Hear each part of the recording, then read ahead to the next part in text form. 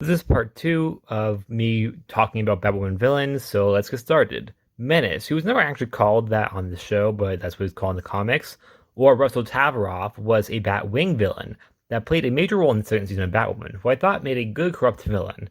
He wasn't great, but I thought he was a pretty good villain, and if there was a season 4, I would have loved to see him return. Hush, or Tommy Elliot, played a big role in seasons 1 and 2, and while I thought he was an okay villain, he was a very poor depiction of Hush from the comics. Although I will say his suit looked cool, just the actor I felt was very. He was playing his role very jokery and being very crazy. While Hush in the comics is much more elaborate and thinks things out a lot more than this version of Hush. So I wasn't a big fan of this iteration of Hush, but I was still happy to see Hush in live action either way, and I thought his costume looked really cool. Detonator, same with Russell, played a really good corrupt cop. Well, Crow technically, but still. Detonator is from the comics, but isn't really anything, just a normal assassin. So overall, his character on the show wasn't a downgrade, but I wouldn't say an upgrade per se. He was, in my opinion, an okay villain, and I think if he returned, that would have been fine. But since he didn't return, I was fine with that too. I liked his character in season 1 when it comes down to the whole Luke Fox thing, which I did like to see. But personally, I would have gone with maybe a more interesting villain to have had killed Luke's dad. Either way, I still like the character, even if I don't think he was a great character. I think he was an okay one. Wolf Spider, well, yes or no, isn't really a villain, but I'm going to count him on this list since he's presented as a villain in his first appearance and is a villain from the comics. So I'm counting him as a villain on this list. I found him to be an okay character. I really liked when he returned, and I would have loved to see him return again, maybe to help the Bat Team out again. Although he didn't, unfortunately. But he's very different from the comics, and I would say his character on the show, while some, I think, if you're a fan of the character from the comics, might see him as a downgrade, but his character from the comics isn't that big. Therefore, I wouldn't say really anybody would care for all the changes they made to him, like making him more empathetic and stuff like that. So either way, I liked him, although I'm a little bit confused about how he was so skilled, because they never explained where he learned to fight, because he was an art gallery owner, or art gallery person who just worked there, so I don't understand how he knew how to fight so good. Either way, I really liked his character, and I wish he came back more. Killer Croc 2. I actually thought Batwoman's Killer Croc looked better than Suicide Squad's and Gotham's, although Gotham had 3 Killer Crocs, none of which I think were that memorable. And I like how dark the show was willing to get with Killer Croc's kills, as like those teenagers in the pool, like how he dragged them, he saw the blood in the water. It was just very scary and very gory, and I really wish we got to see more of him because I really like this version of Killer Croc. I know a lot of people are complaining about it not being Waylon Jones, but come on, it's meant to be a new generation of villains, so I thought it worked, and I really like this version of Killer Croc, and I'm really sad we only got to see him in one episode. Mad Hatter 2.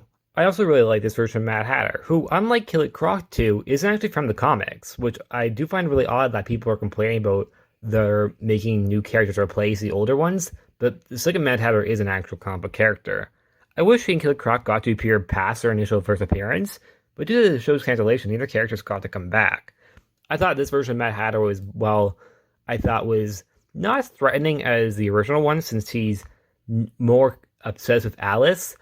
I actually really liked this version of the character. I thought it was interesting to have it makes sense that villains would probably have groupies, like Joker has, so it makes sense that Alice would have also have made an impression on other civilians. And he now is a supervillain and did actually survive the episode he appeared in, which they made a point to keep him around, because Alice could have just killed him, but she made sure to keep him alive. So I think they did have plans for most likely to bring him back, but they didn't, and it's unfortunate because I really like his character. Duela Dent. Now we're moving into the characters that I did not like on the show. As Duela Dent is very different from her comic book counterpart, who's the Joker's daughter. Well, she says she's the Joker's daughter, but it's her actual villain name. She's not actually Joker's daughter. She was only revealed to be Two-Face's daughter. It's confusing. I think they should have just brought in an original character instead of altering Duela's, because she was nothing like Duela from the comics. I mean, they mentioned Harvey Dent as her uncle at one point, but that was just like one line. I think, honestly, I would trade that one line for this randomly new original character, because her character on the show was so vastly different from her character from the comics. I don't know why they named her Duela Dent. She's not like Duela Dent from the comics, like in any capacity.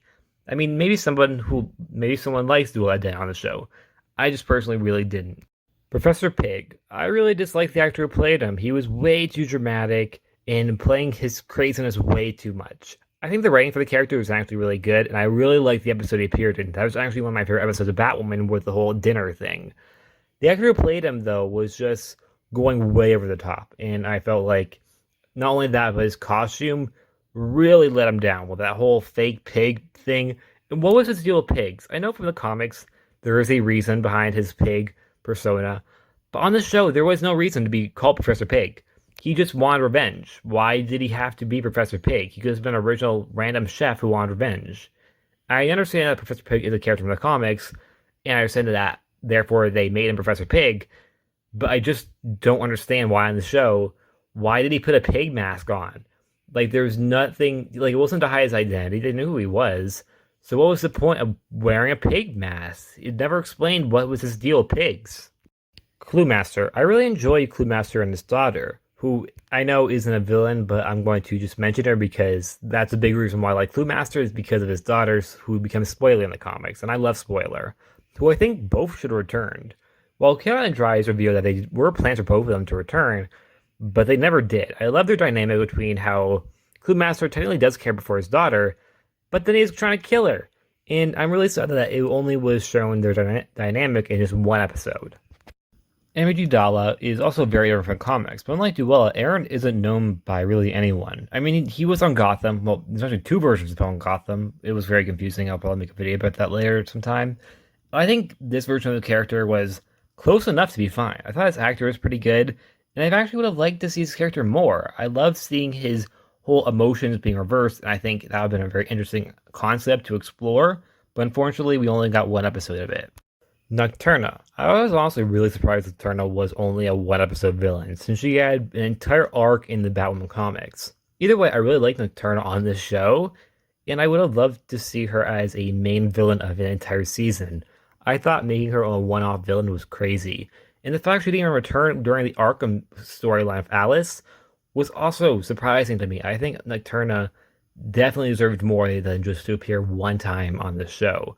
And the person who was playing her, the actress, was also, I thought, very good in her role. And I'm really upset that we never got to see her again because, like I said, she was perfect for Nocturna. She was a great Nocturna. And this version of Nocturna was so just like very charismatic and a very great villain. And the fact we only saw her one time was very, very, I think, a very big missed opportunity for like a season villain. I personally think this version of Nocturna would have been more interesting to see as a season villain than Sophia Sohail. Like I said before in my other video, I like Sophia, but I think Nocturna would have been a better villain than Sophia. And last but not least, Executioner. Great Freak of the Week type character, and that's really it. I don't think anything more needs to be said about him. He's great as a Freak of the Week. I thought what he said, he made some good points, and he died. Not really much there. And that's it. Please like, subscribe, and I'll see you guys next time. Bye.